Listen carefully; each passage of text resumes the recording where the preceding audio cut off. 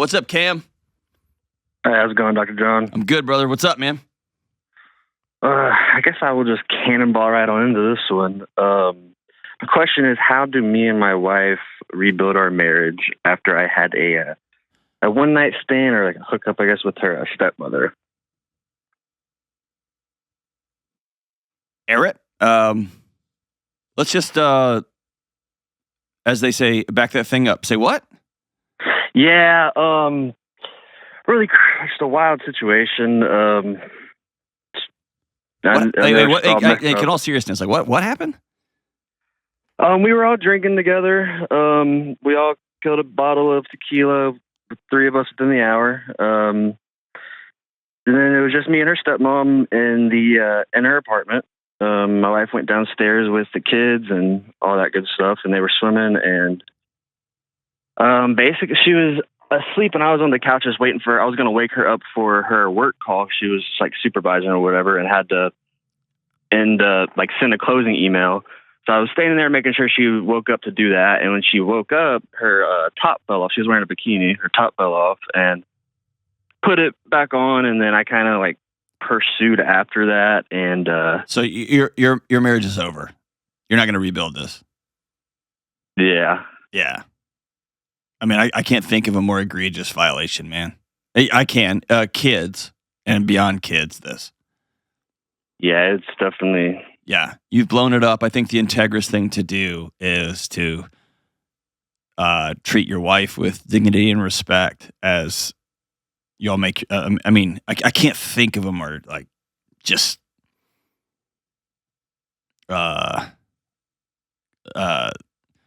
dishonoring thing you could do to somebody, man. I agree. It was my biggest, dumbest decision I've ever made, my biggest regret, and I've just... How long you been married? This year would be 5 years. Are those kids yours? It was her... One of them is, and she was with her little brother and sister as well. Okay, so your wife has 2 kids by somebody else? No, there was 3 down there. It was just one that was our daughter. That's the only kid we have. And then the other kids were her stepmom's kids. Okay. Her brother and sister.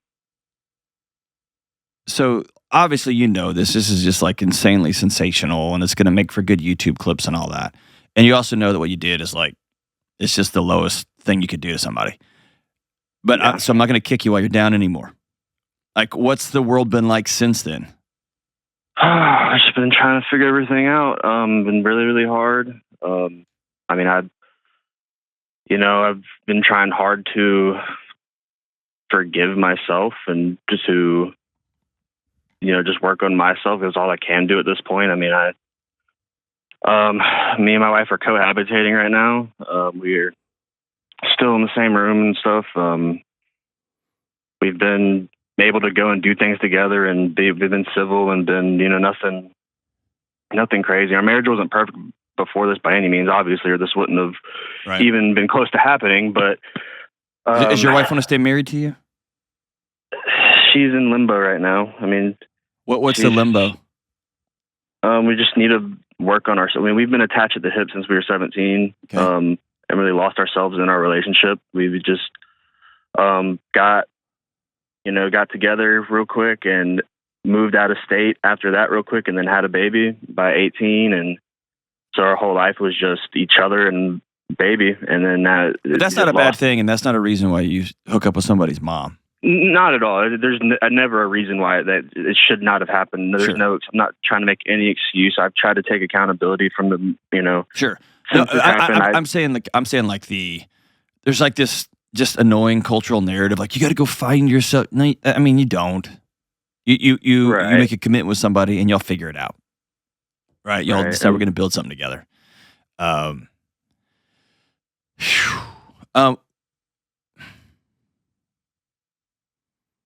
So what do you want to do next? I want my family more than anything, and I understand that I've blown that up, and I'm just trying to... I just can't think of not coming home to my daughter every night and not coming home to my wife every night. Like, it just doesn't...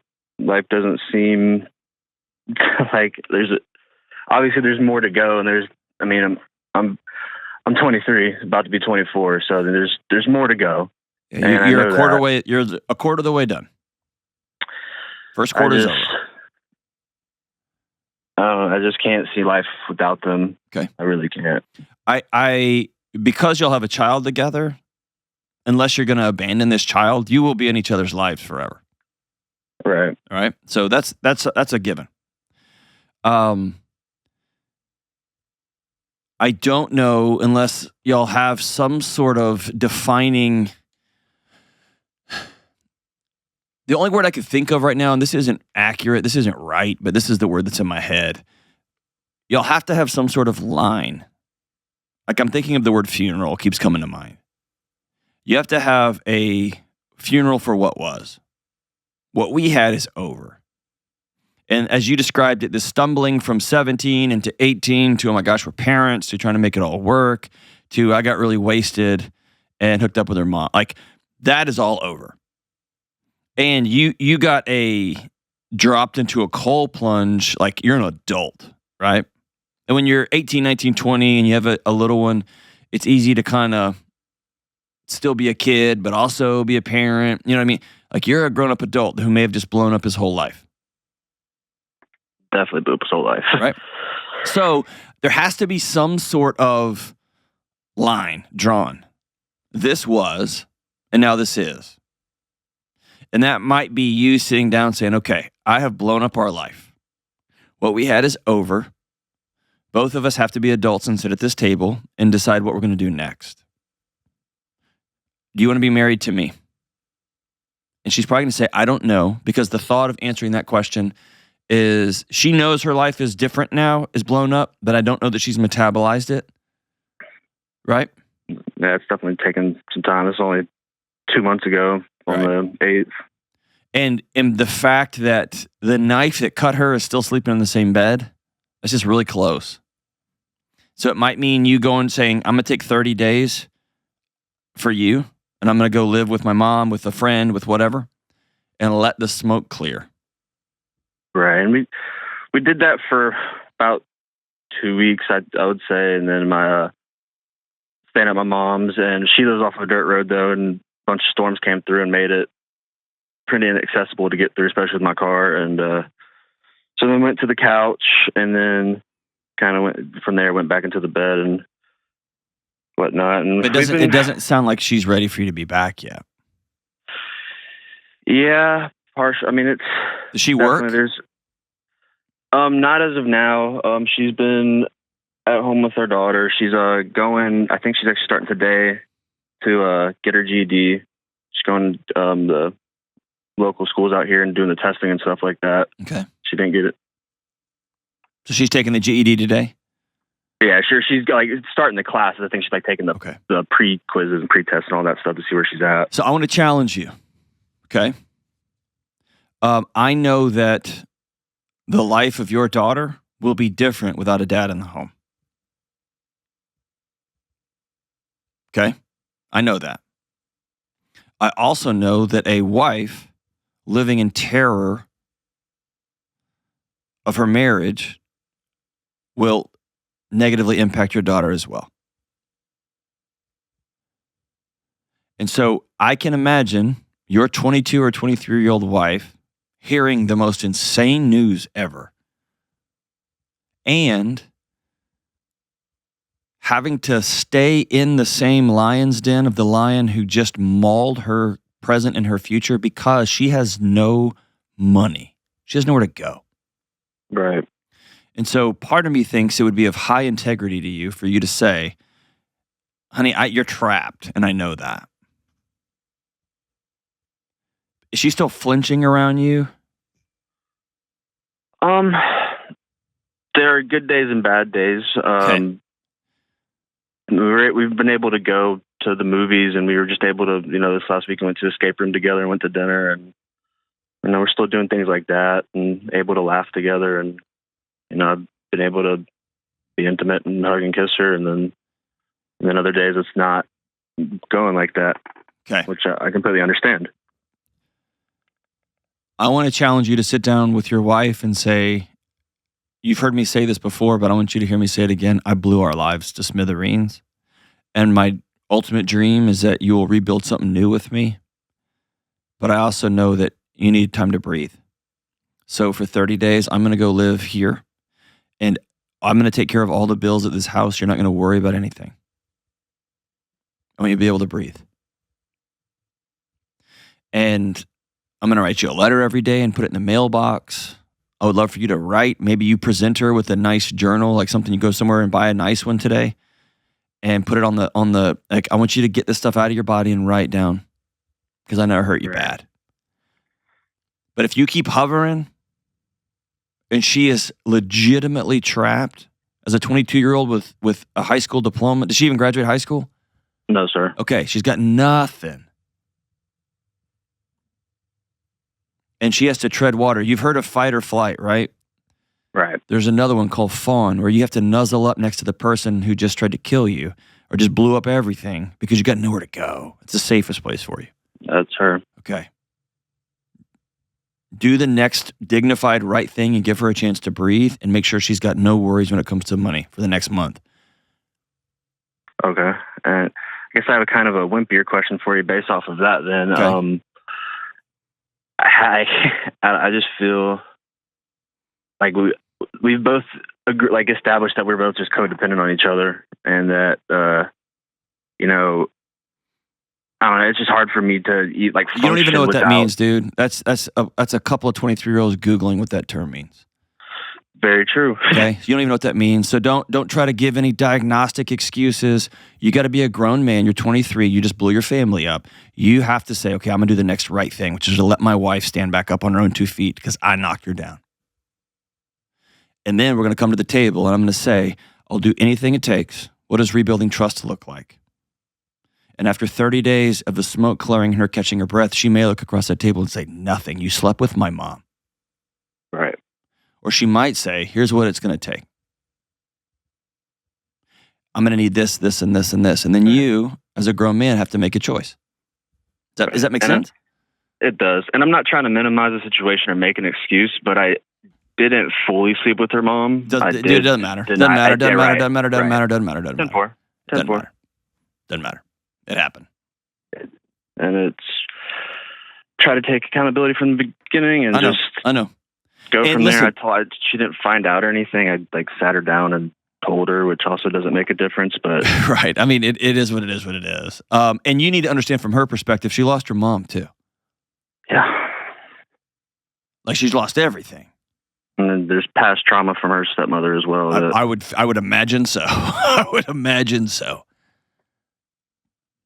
And so I think that we're doing the next compassionate right thing, which is you're going to have groceries, the rent's taken care of, the bills are taken care of, you're going to be able to breathe.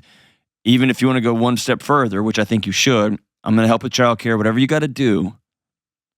I'm going to give you 30 days. And then at the end of 30 days, I want us to go eat breakfast at such and such place. And I want us to ask the question, are we going to stay married? And I want you to tell her, I hope we can. And I understand we got to rebuild everything. Okay? But I want y'all to have a date on the calendar when you're going to come back together. Right. That makes sense. And say, text me if you need me to come get our little girl. But we're not sleeping together. We're not hugging and kissing. We're just taking a break. Is that cool? It's going to suck, but if that's what's needed, I'll do absolutely anything to move on from this, even if it's not in the direction that I'm hoping for. Okay. The thing you can do next, you can't undo what happened. The thing you can do next is be a person of high integrity and honor moving forward. And that's just been eating me alive too, because it's thrown my moral compass so off, because I've always told myself I wasn't that person. I would never be able to do that. And, I've looked down on others that have done that and be like, okay, well, if they can do that to the person they say that they vowed everything to, they can do that to me. That's right. And so you are now have to reestablish trust with you. Right.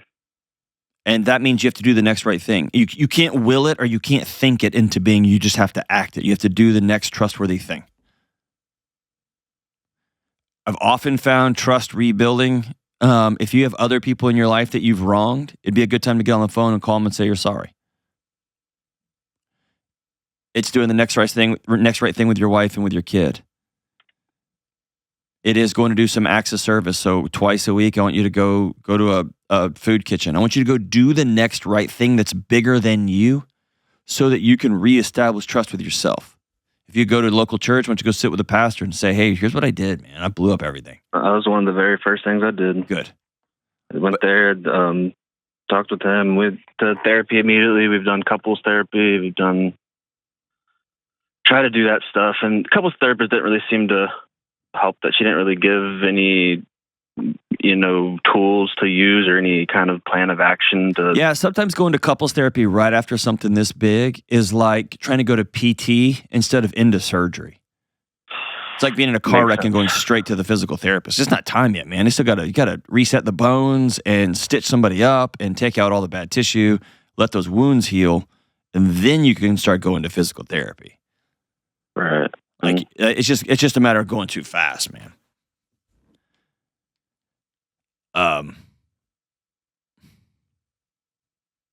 Yeah, I think you can do the next right thing, man. And I hope more than anything that your daughter doesn't grow up without a dad. And so if your wife decides, hey, I just can't move past this such a horrific violation of our marriage covenant, I hope you will honor her and say, I get it. And I'm going to be the best dad and co-parent I can be. I'm going to be an adult. I'm going to be a grown-up, even though I'm sad and I'm heartbroken. And I hope you will do the things you got to do to rebuild trust in yourself. And maybe by God's grace, she comes around and says, okay, I'm going to go slowly but surely, and we're going to rebuild this marriage. And here's what trust is going to look like, reestablishing trust. You can't drink. I want to see your phone, et cetera, et cetera, et cetera. And you're going to say, cool, I'm 100% in. Because I believe in you, and I believe in us, and I believe in being a good dad. This is a big one, man. It's a big one. Go slow, go slow. You will not fix this in 2 months, 3 months, 6 months, 1 year. It's going to take a long time to rebuild this. Constantly focus on doing the next right thing for you, for your daughter, for your wife, and for your marriage.